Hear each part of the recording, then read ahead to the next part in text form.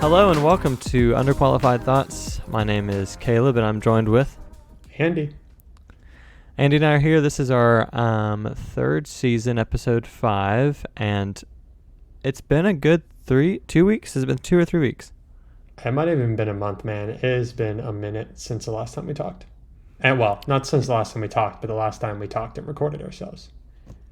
Yeah, it's funny because we'll have extended conversations, which I don't think are very normal between young professional males. I like over the phone. I don't think that's very common. But we'll have like... we're not doing it because we're young professional males. We're doing it because we're brothers. Well, yeah, I just but I mean... But even random brother-in-laws across the country, like there's just not very much of that going on. Circle back to that offline. So... Or online for another episode. Maybe, yeah. Anyway, so obviously a lot's happened between now and the time that we left off. Andy, do you care to update us on your life? I do, but since we're at the top of the show, I'll jump on the intro here and let them know what's going to happen today. We are going to have a themed-based discussion for the first time ever. I know we teased it in the last couple episodes, but as you recall, life happened. So I didn't listen to the end of the last episode before we started recording, but I believe we teased a generosity conversation. So that's what we're going to dive in today. But yeah, some quick updates, some loose ends to tie up. We'll start with the exciting one first. Caitlin got the job. Woo! So good job. That is huge. She's starting at the end of September, which is coming up here pretty quickly. And that's been stressful, just figuring out the logistics of picking out her insurance, trying to decide what equipment she needs for her job, things like that. Figuring out, nanny, daycare, things of that nature. And on top of all of that, we've been moving.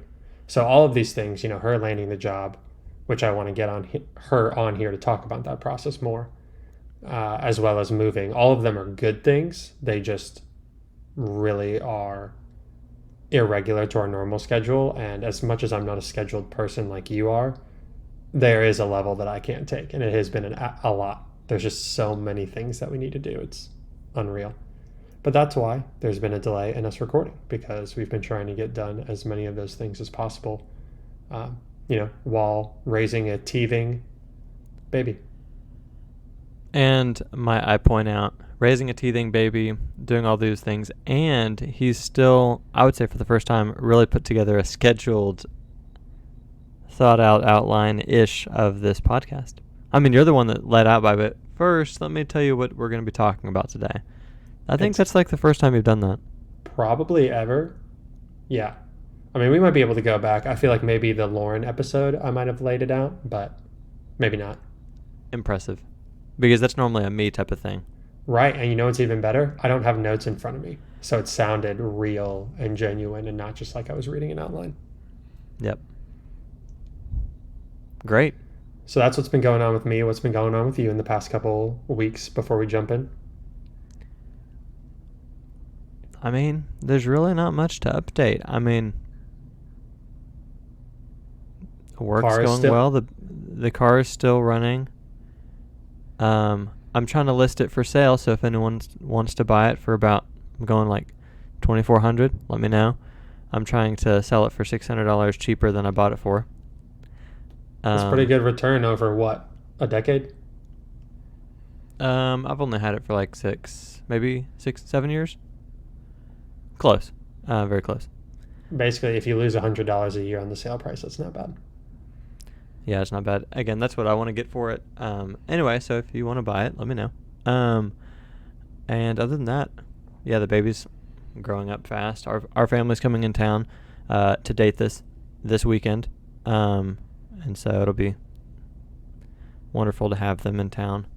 My parents. Our two biggest fans will be in the same place once again, Mimi and Kendall. Yeah, that's true. So it's been good. And the fall's here. Is today the first day of fall? I think it is. I think it was yesterday. Okay, well. Yesterday, which we'll date ourselves again, September 21st. Do you remember the day Caitlin and I got engaged? I do remember it. You were there? I was there. Also, that was a Do You Remember shout out to the song by Earth, Wind, and Fire. And to Kendall and Brittany, actually. Didn't What? they help distract? They were like going to breakfast with Caitlin and McKamey beforehand, weren't they? I think it was Hannah. Hmm. Hannah is Caitlin and Kendall. Caitlin and McKamey's cousin, older cousin. But I don't know. I wasn't focused on the distraction. I delegated that to McKamey. Your wife is very good at being deceptive for good reasons, like surprises. So I definitely enlisted her in that, and she took care of that. So you and I could just focus on having a ring and being in the right place. And oh man, we're already rambling. A story for a different day. I got her parents' approval to ask her to get married literally the morning before I planned to ask her to marry me. Oh man. That is another story for another day. So to jump right in then, to bring this all together. Today's been a chaotic day for me, just like mine's been going all over the place multitasking. So I'm excited to sit down, not multitask, and just have a conversation about generosity. So I already know relatively, the story I'm going to share, but I don't know what you're going to share at all. So I'm going to let you tee it off, or do you want me to go first to kind of get a vibe of what I'm going for? Well, I mean, I think we might need like kind of an intro to this idea of generosity, because if we were to just say the word, hey, like that person's generous, or I'm going to be generous today, it's not a very common idea, obviously.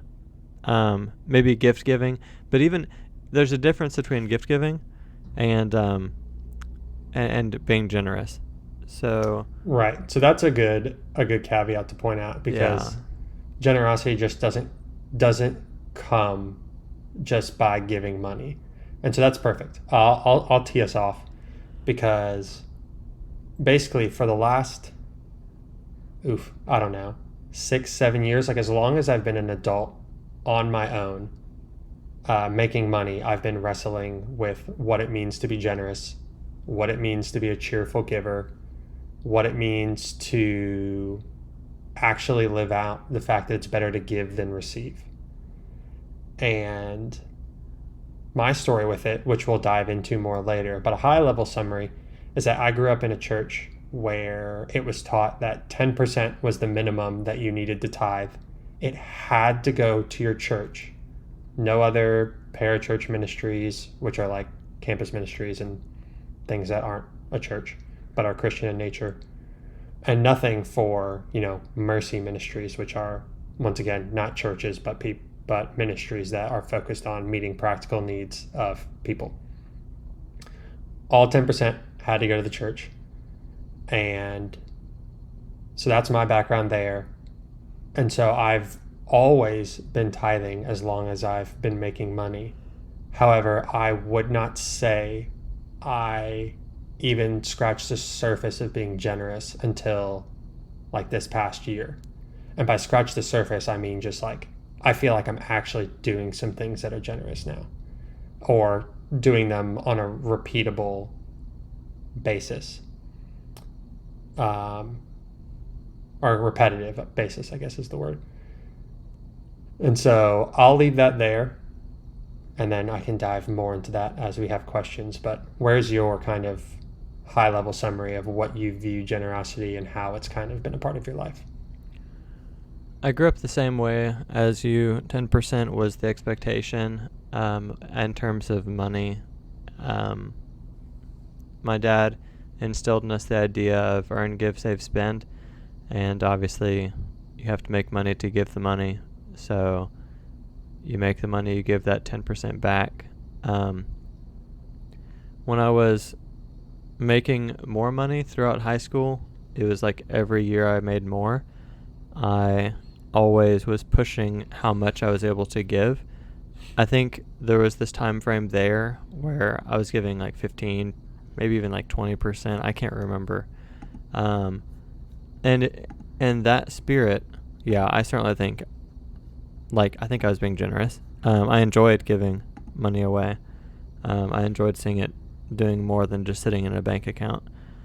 But obviously, as you get older and then you have a wife and you have kids and then she stops working, it's like, well, I can't really feasibly give 20% right now. And so that's regressed. So then I look into, like, what are other ways that I can give? And that's where I kind of was thinking about, you have your money, but you also have time and energy as your three main resources that every human, generally speaking, has at some point. And so there's a lot there, but I wanted to just kind of touch on my history. Right. No, that's good. That's a great place to start, and to kind of pin it here in the conversation as we'll continue to talk about it. What you mentioned there at the end, I've heard described as you can give your three T's: your time, your talents, and your treasure. And obviously, the main one that we're talking about thus far has been treasure, which is money. But as you pointed out there, you also have time, and you also have like what you're gifted at and what you have skills to help other people with. So, yeah, I can dive a little bit more a little more detailed into my story with generosity. I feel like this is not just going to be a one episode thing. I'm not saying that then this is a two-parter, but this is definitely going to be a topic I feel like I'm going to keep revisiting, because looking back, I would say this is one of the topics I have studied the most over my adult life, trying to figure out,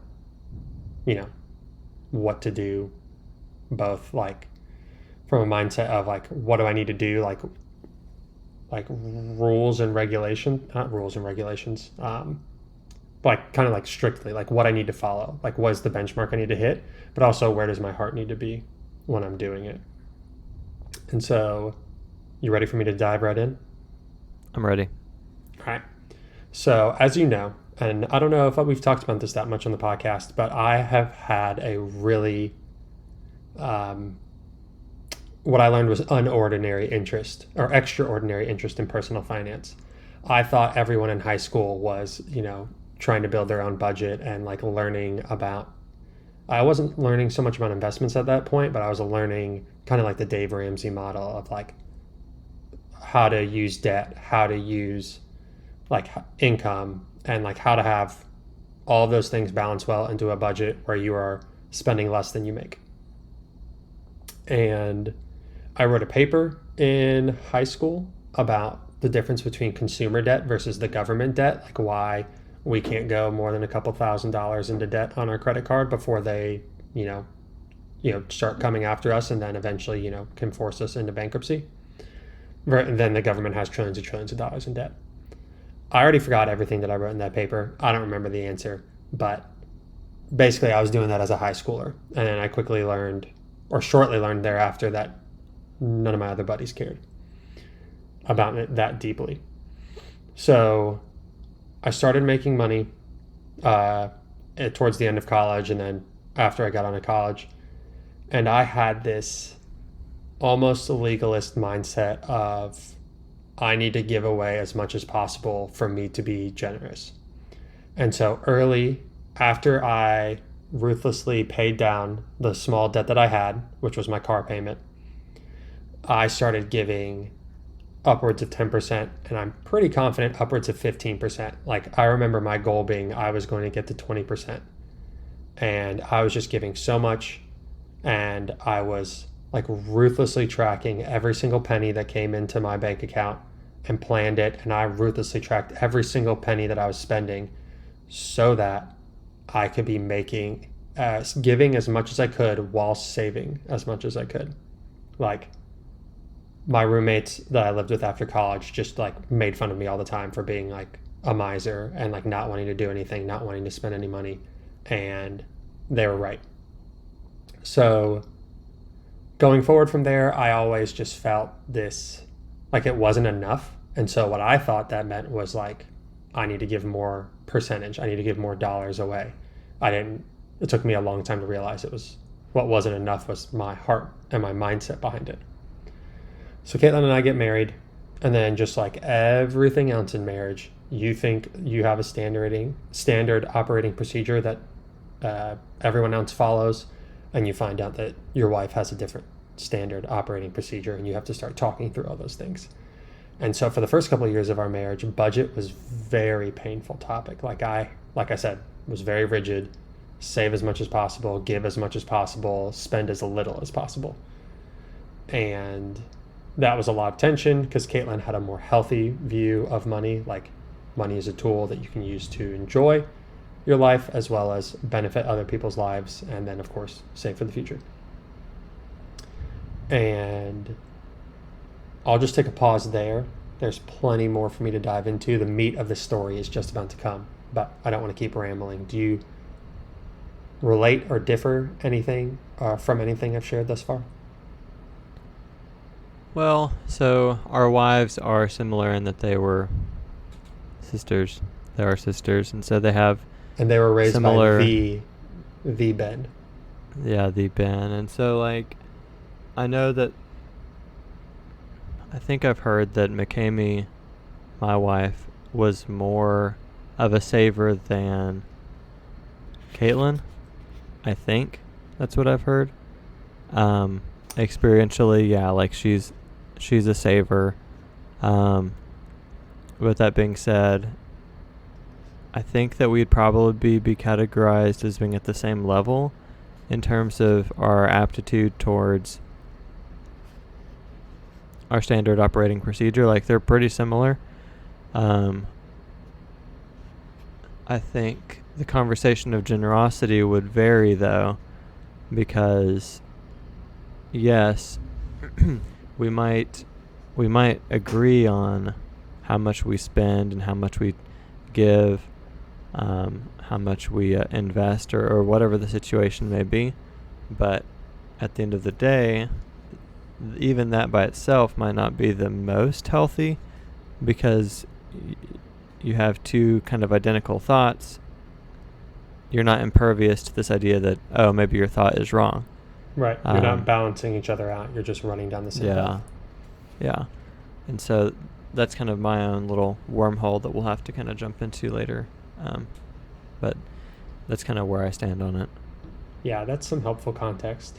I would probably agree that McKamey's more of a saver, not because Caitlin's not a saver, but I can just see that more planning aspect of her personality than Caitlin's. And also, by the time you and Kami got married, she had already been out of the house for a handful of years, having her own budget, versus Caitlin and I got married, and she had a job in college, but she didn't have a full-time job for more than a couple months before we got married. And a lot of those stories you hear from Ben are about them when they were young, high school. Right. Yeah, like maybe in college, which that's just a different time period. I mean, it's hard to vet someone on that, but anyway. Right. Good. Yeah, I think, my caveat would be Caitlin didn't really budget, but she did save, because she definitely had money saved up in her bank account, more than I had, to be fair, or maybe a similar amount that I had when we got married. So, yeah, that's some good background.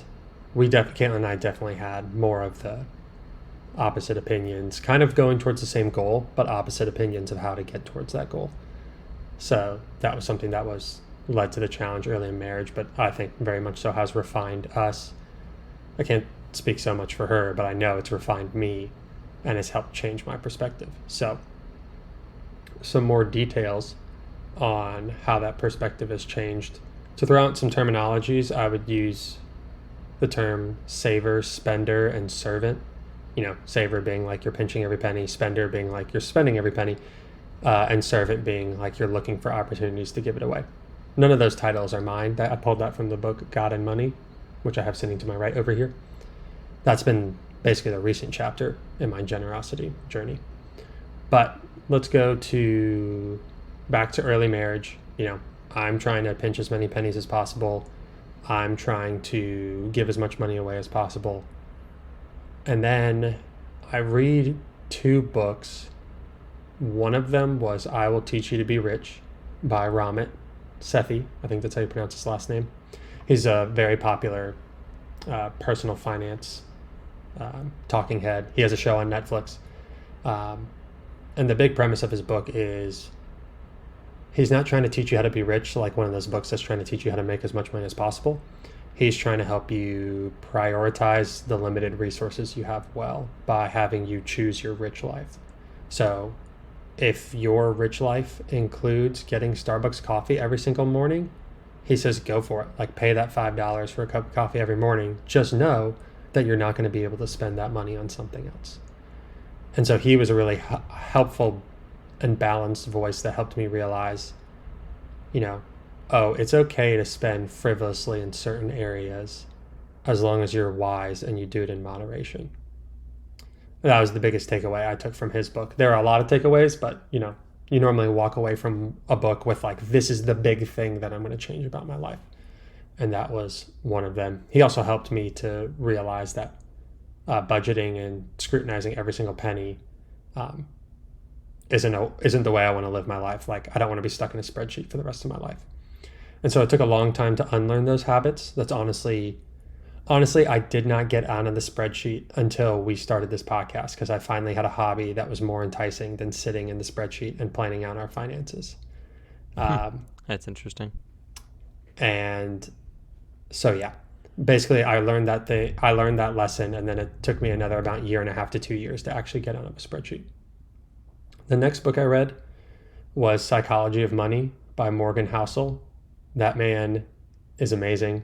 I don't know anything about him. I don't know if he is a Christian at all, but let's throw out the Christianese term of common grace. If he's not a Christian, he has like a boatload of common grace with the wisdom that he's gained for how to view money.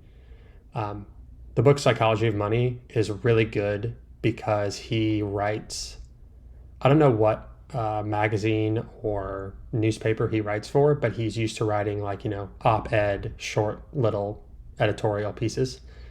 And so that's how he wrote the book. The book is like 20 little editorial pieces put together. So it's really easy to just pick up and put down. Obviously, he does a good job of tying the chapters together, but you could read the chapters out of order if you wanted to, and it wouldn't make that big of a difference. And it was just really helpful to read his book. His big thing that I took away from it is he had a chapter called Enough. And he talks about, how like all these people who have everything, all the money in the world, what they don't have is enough, because they keep pushing for more. Every time they get a raise, they raise their lifestyle. Every time, they hit one of their goals, they make more goals and push them farther down the road. Or they keep, I think his phrase was, they keep pushing the goalposts. And, he gave examples of like, the highest paid so-and-so makes this much money, then the highest paid athlete makes this much money, then the highest paid fund manager makes this much money. And he just kept going like all the way up to the top. He's like, you have to understand what's enough, or you're going to run yourself into the ground chasing more. And then another thing I took away from him was it's okay to have, he kind of like broke down his investment, how he invests his money at the end of the book. And he has a uncommon amount of cash reserves. Like, basically, as I was trained to be a financial advisor, I would have noticed his cash reserves and asked him why his money isn't in the market and making him money. And he talked about it from the perspective of that margin gives him peace of mind and freedom to know that he can pivot at any time if he's not interested in what he's doing, or his family wants to basically change the direction of their life as far as their career goals, lifestyle goals, things like that. He has that margin there, which allows them to have that flexibility. And he says that flexibility is more valuable than any amount of growth that I could get in the stock market. And that was something that was really helpful for me in my particular context. I read that chapter right before I left my job at UBS and was about to live off of our saving, not live off of our savings because Caitlin still had a job, but use some of our savings so that I could pivot into my current role in product management. And so while, I don't think his logic there is like gospel and like super sound and in every single way, like there are obviously ways where you can take it to an extreme that it wouldn't be good. But in that moment when I was about to leave a career that I didn't like and pursue one that I wanted more, understanding that it's okay and it's valuable to have flexibility built into my budget helped a lot. And then, so I'll take a pause there. I didn't really talk about generosity in that stretch, but the next piece is about to be a big generosity swing. So, do you have any more thoughts there? Um, I I think I'll probably start broaching the conversation of generosity just because I mean we've hit a lot on money, Right. um, but one of the challenges I was considering like maybe 2 or 3 weeks ago was how can you be generous if you don't have money? And then it was also how can you be generous if you have a ton of money? Um, and that's kind of a double-edged sword. Obviously, the answer for those that don't have money is well, find ways to be generous outside of your finances, and then the other side of it for the person that is incredibly wealthy is are you really being generous if you're giving away money? Because if I have like a million Legos, um, does it really hurt me to give some of those Legos, half of them away? Like it's not. It's not going to hurt me. Um, so because I've run into individuals that have a ton of money, and they're giving away money like it's no business, and I'm like, man, what what lifestyle are you living? And obviously, like their household, everything looks great, but reality is they're not probably giving in a way that you would give as though it's like kind of running on dry. When you give and you don't have money, that hurts more. So maybe to them it's not money. It's similar to the person that doesn't have money. It's hey, I'm going to give my time, or I'm going to give my talents, as you said, or energy towards something. So for us, we're not poor, but we're not rich. We're kind of the average household, probably a little Mm-hmm. less, but because we don't have two incomes, but we also are incredibly. What is this phrase you always say? Frugal. We're well, no, we're downstream a river of what is it called? Blessing? We're all downstream of a river of grace, blessing. Yeah, I say one of. I can't Maybe remember which maybe one it is. blessing, yeah.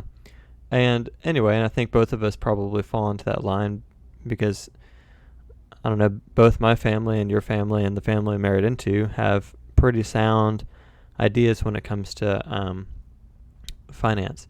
And so it makes me, or it's making me, this is like something continuing in my life, think about how can I be like hyper efficient with not only my finances, which you and I probably do better than the average, but also with my time and my energy. This is perfect. I don't know if you realize this, but you just built in the perfect segue I thought that it was because going to be perfect. oh, oh, Caleb's like, oh, I knew what I was doing. I Um, so while I didn't do you gave me praise in the beginning for giving a good heads up as to where we were going with the episode, but then I lost it because that last those two stories I told about those books, I didn't give you any context as to why I was sharing them, and then you were just like, those don't really have to do with generosity, which you're right. So I didn't tie those in well, but now let me try. So those two books and what I learned from them goes to show that like I view generosity as money. Like money only, give as much as possible. Like you need to do it until it hurts or you're not doing good enough. And then if it hurts, like hurt more. And so all of my focus was on the money side of things. Like how can I give more? How can I make more so that I give more? Or should I make less and then just give as much of it away and like be a part of a ministry that's helping people give more? Like, all these thoughts are going through my head. And then something hit me and I realized that I like generosity in like more areas of my life than I thought. So, an example here that really stuck out to me, and I'll probably share this with my kids and my kids' kids, and like this will be a sermon illustration if I'm ever a pastor, which I'm not planning to be, but you just got to have a sermon illustration in your back pocket if the day comes. And it was that during the fellows program, Caitlin and I were married, and everybody, all the other fellows in her class were um, just out of college. And for context, the Fellows Program is a Christian leadership development program, which helps you to learn how to seamlessly integrate your faith into your vocation. There's a program that I did when I was after college, and then Caitlin and I, my fellows director asked her if she wanted to do it, and because he thought it'd be funny because he's never had a married fellow before, so we did it. And so that's why we lived in Virginia for 10 months. And so before they would meet, like they would have a Bible study or something. Like they'd have something going on a weeknight. And two or three of them would be like, hey, can we come over for dinner? Or Caitlin would invite them, or, somehow they'd be over at our house. And I would have been meal prepping, like let's say it was a Tuesday night, and I'm meal prepping for the rest of the week, or a whatever night, and I'm meal prepping for the next couple days. They would come over, and then they would eat all the food. And we had more than enough food for them to eat. But I would be so frustrated. I don't know if it was quite picked up on, like by my behavior. Like one of those things where you feel like you do a good job of hiding it, but you don't know if you actually do. I was so irritated. Like these kids, like, not kids, they're like a couple years younger than me, but obviously lifestyle, married versus just in a college feels like eons or decades between you. They would come over and they'd be super hungry. They'd want to eat like 2 or 3 portions. And I had like made the food, and I was planning on Caitlin and I having a small portion, and then it'd be feeding us for the next 2 to 3 days. And I would be so bitter because it wasn't going how I wanted it. Like we had all the money that we needed to pay for more food. I had the time to then cook the next night to, do the same thing, like do the meal prepping just a day delayed. But I would be so bitter and not want, like they would ask for like seconds or thirds, and then sometimes they would even ask if they could take some home because they didn't have they're like, oh, I don't have time to cook before tomorrow. Is it cool if I take some leftovers? Funny. Like I would be so bitter, and like Caitlin and I had to have a lot of conversations about yeah, that's like a generosity issue. That is you not wanting to give to someone else because that's not how you plan to give to them.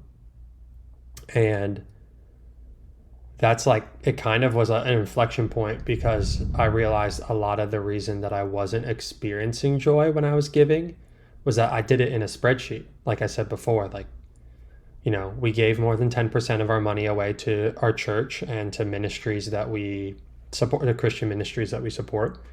But I did it in a spreadsheet. Like this percentage was going to this person, this percentage was going to this person. It would be automatically pulled out of our bank account. There was no thought going into it at all. And so I didn't feel any tangible benefit, even though I was making a tangible benefit. And so while we were in Roanoke, I came to the point, and this was like something when I shared it to Caitlin, it was like very raw, and I like didn't feel comfortable doing it, but I felt like it was the right thing to do for my circumstance and where I was at. We were giving something stupid, like 16 to 18% of our money away. And I knew that that wasn't good for me, and I wasn't doing it for the right motives. I didn't feel at the time like, I still feel convicted to give at least 10%, like whether it's right or wrong, like objectively, it's a conviction that I have. So I got to honor that, at least for now.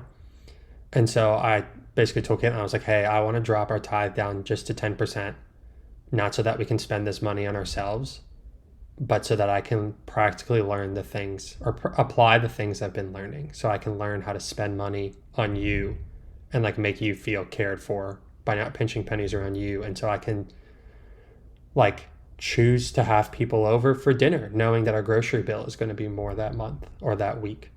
And if someone asks me like, hey, like I'm going to do the fellows program next year and I'm raising support for that, like we have money available to give to them for like one-time asks and things like that.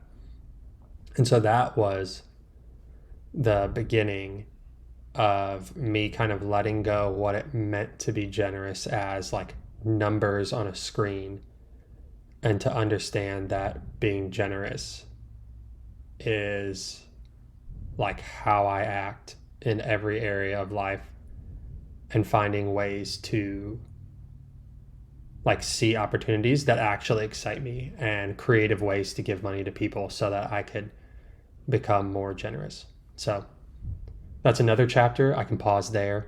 Um, Basically, at this point, you need to start chiming in and telling your story as well, because I'm just rambling to no end on what's going on here. Well, it's you're the one that brought up the generosity conversation initially, and so um, I've been approaching the whole thing a little differently.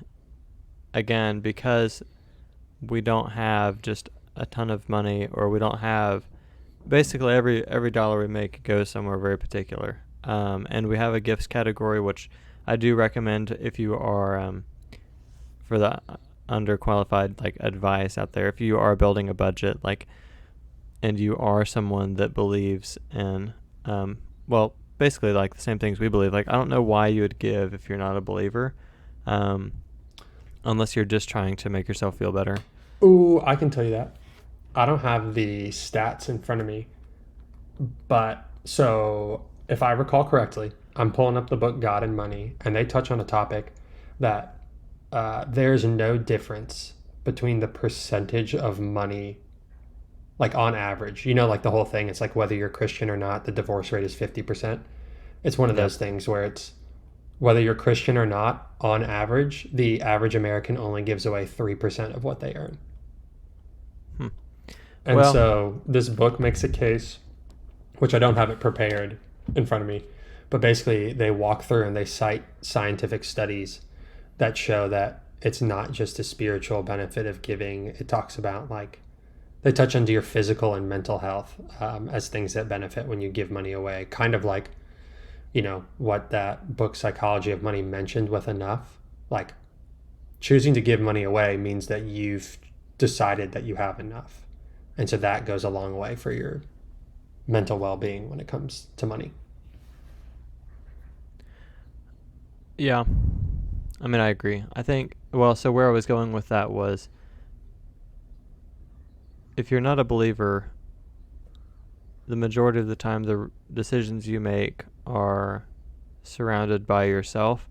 Like, you're deciding um, and making decisions based on things that are directly impacting you, and not so much directly impacting other people.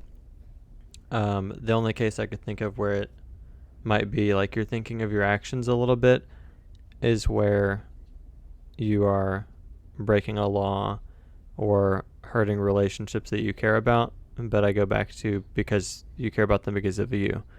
Um, so with Christians and some of the other maybe more particular faiths or beliefs, like I could imagine Muslims being this way. I could imagine some like kind of other groups thinking the same way, that are, if you actually care about what you believe. Anyway, now I'm rambling. Thanks. You're welcome. Um, for those that don't have, I think the majority of people live lives that are pretty like secluded, at least where I'm at. Like, everyone's pretty to themselves. I don't Oh, know. it's well documented that America and other parts of the world are, or other parts of the West, we're a very individualistic culture. Yeah, that's a good word for it. We're very individualistic. So if you look at just your routine Sunday, you go to church, you might serve if you have to. Um, you listen to a sermon, and then you leave and you go watch football for 3 or 4 hours. And honestly, in some ways, you might be able to say that the religion of football, for example, is more impactful or more influential in your life because of the emotional change you experience. And I'm not saying that we should have emotional responses to church, but You mean football, all the in my time? example, all the time, but like football in this case, or in this example, is, I can look at my friends, like, they go hang out with each other, they enjoy the game together, they talk about the game after, they think about the game during the week, they catch up about the game at work. Like, this is a religion of sorts because they're communicating and working together, so to say, for a common cause, whether the cause is going to actually be successful or not. And so I'm highlighting that fact because it's a cultural thing, that if they're unaware of that kind of tendency, it's like a construct that society has built that isn't something that is giving. It's much more taking than it is giving. And I'm citing, going back to the whole, like, generosity isn't just money, but time and energy. And so my parentheses, while I kind of maybe we can transition back to you, is how are you spending your time? My question to my friends around here, because we live a good bit of it away, just we're podcasting, but it's over Google, is how are you serving each other in your community? How are you discipling? Or if you're not a believer, like, how are you mentoring or helping along those around you? That's been my question recently. So I'm going to do it again, Caleb. I'm going to ignore the prompt and latch on to some other things that you said. Okay. No, at this point, we're running short on time, and, there's more of my generosity story I want to share, and there's clearly more, which I agree with. That question that you're asking at the end is very helpful, and that's, like, honestly, a whole nother episode. So kind of like the flipping the perspective of how much should I give to how much do I need to keep? And once I determine how much do I need to keep in all areas of life, what are the areas that I can move forward giving? But the threads I want to poke at, because I will say I agree and I understand where you're coming with most of your statements, but I would say some of them were generalized. Like the pointing at how, like, Christians give not focused on themselves and non-believers give focused on themselves. I get what you're saying in that, like, a genuine, faithful, like, not just Christian in name only person feels that way. But I've been, a professing Christian for the majority of my life. What was it, like middle school or something is when I, like, officially placed my faith in Christ. And like that whole story that I just told, like, the majority of my adult life I've been giving for myself. I have felt the need to give. I have felt pressure to give. I have felt guilt that I'm not giving enough. And I was increasing the number to make myself feel better. And what was, counterintuitive, and it took a lot of time for me to accept it, was realizing that I was giving for myself, and I needed to take a step back and basically give the minimum, I'm throwing air quotes around that I felt convicted to give, while I reevaluated why I was giving and how I could become someone who genuinely believes it's better to give than receive. But then I'm confident that there are plenty of non-believers who are just super generous. Like, I feel like it's not I don't know where it falls in the nature and nurture debate, but there are certainly people who are more generous. Like, and they do it out of the goodness of their heart. Like, they have a boatload of common grace in that area. So I just wanted to add that caveat. I get what you're saying, but I felt like what you're saying could be misconstrued if it was just, since we are a podcast now and we're putting this on the internet, someone could clip that one phrase and then just be like, look at what he believes. Yeah.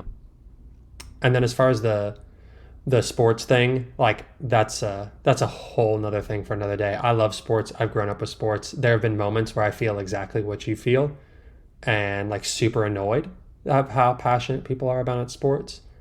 And I guess now I'm kind of at a point where I'm not there anymore. I understand that it is just like anything else, where it needs to be done in moderation and that it can very quickly become an unhealthy habit. But the core of it, the community that it can bring, the enjoyment that it can bring of something that at its essence is, like, not sinful, like competition and, like, working hard and preparing to be your best is not sinful in nature.